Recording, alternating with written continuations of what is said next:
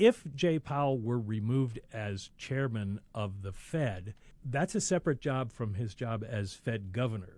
If they can't fire him as a Fed governor because he's one of 7 and not the head of it anymore. And these are jobs with those 14-year terms that you mentioned. Yes, and his term as governor runs until January of 2028, where his term as Fed chair runs until May of next year.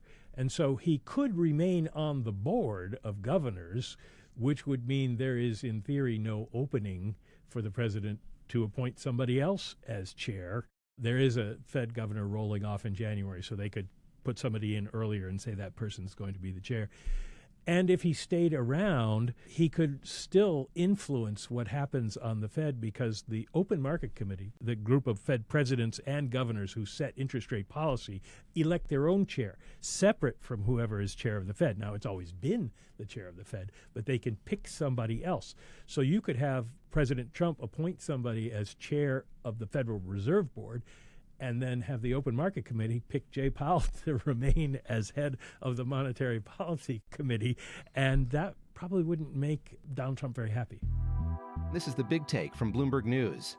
Today on the show, Donald Trump versus Jerome Powell. Michael McKee, Bloomberg's international economics and policy correspondent, joins me to unpack Trump's threats and whether the president actually has the legal authority to fire his own Fed chair.